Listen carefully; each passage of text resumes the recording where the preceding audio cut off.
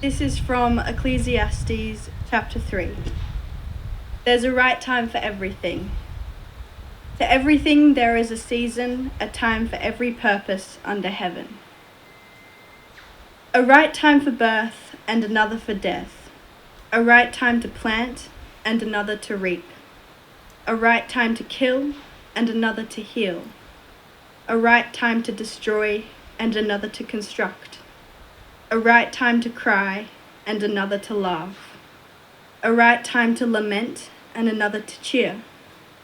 A right time to make love and another time to abstain. A right time to embrace and another to part. A right time to search and another to count your losses. A right time to hold on and another to let go. A right time to tear and another to mend. A right time to shut up and another time to speak up. A right time to love and another to hate. A right time to wage war and another time to make peace.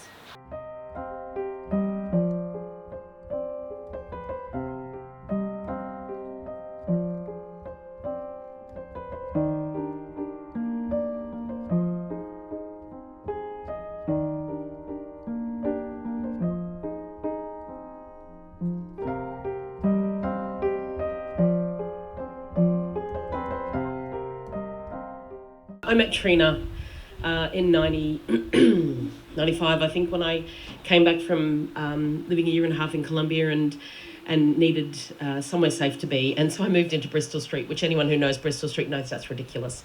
And Bristol Street was a intentional community in West End that Trina had moved into while she was doing her social work degree.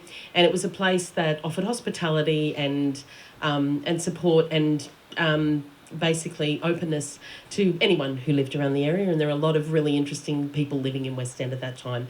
And Trina was really committed to walking that journey, and that had sort of come out of that social workspace for her, but I think that was a place where she started to kind of sort of deepen her understandings about what it was to accompany people. And my memories of Trina there is that she was always very compassionate and and really kind, but also pretty no-nonsense. And you kind of had to be a bit no-nonsense at Bristol Street. And if we needed no-nonsense, Trina was our woman. And then and Trina and I were the only girls there for a while. She lived with many, many people in that house. At one stage, there were 12 or 13 people living in that house. But by the time we were both living there together, we were the only girls there. And so we had each other's backs, and she would invite me to tea parties in her corner of our shared room. And then once she'd established herself as this incredibly important part of my life, she took off. And she went to the US to travel the US and visit Catholic worker communities, because she'd gotten in with those Catholic worker folks up the road from us and really had made a strong connection and had found a real connection to the work and the ways that they live their lives. So she went and did that time in the States, and then she came back, and it's we were sort of talking about chronology. It's really hard. So she came back and she moved into La Paz community with us, which was a space that offered accommodation and support to asylum seekers. And so there's this kind of trend that runs through this and you'll hear more as other people speak about Trina's activism and her commitment, but also the spaces that she put herself in to just accompany people, to just be beside people. She lived it in all elements of her life. But she was also just a bloody good friend. She had a wicked sense of humour. She had great taste in music. She loved a good boogie. She loved cooking, and you know what would be really yummy was something she'd often ask me. She was incredibly compassionate for someone who was so brave and focused and courageous and strong. She was incredibly kind. She did not suffer fools gladly, but she had a wonderful sense of the silly. And so she managed to encapsulate all these things in that beautiful body and that beautiful being of hers. She was all of those things. When I said goodbye to her at the hospital, I tried to sing her a song, and I'm going to try and sing it again because I didn't quite get through it because I just couldn't. And I'm wondering if I will now. But this song was really special to us, and through all of our times living together and accompanying each other, this was a song that we absolutely loved.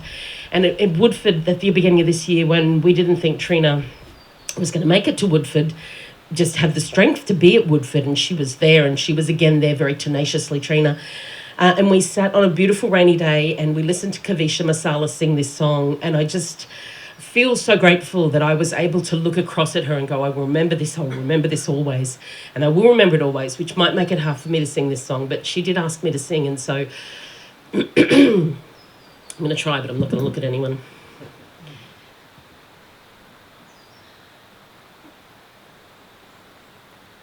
What is it that makes us turn the page and begin again? What is it that makes us weep and feel our pain? Invisible, indivisible, unspeakable aching in my heart. Wings of love carry me, carry you, till we meet, till we part.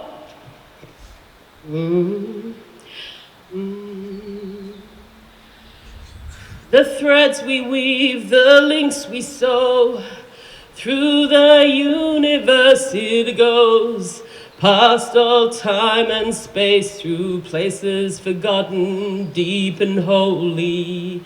Our first time our souls meet, this healing in a blinding flash.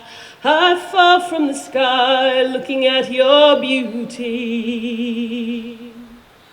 Why the swords, why the chains, why the locks, the guns, when we could just fly?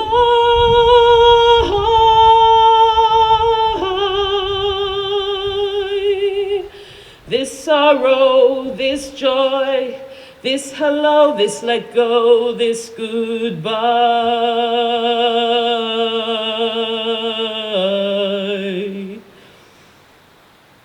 Invisible, indivisible, unspeakable radiance you hold. Invisible, indivisible.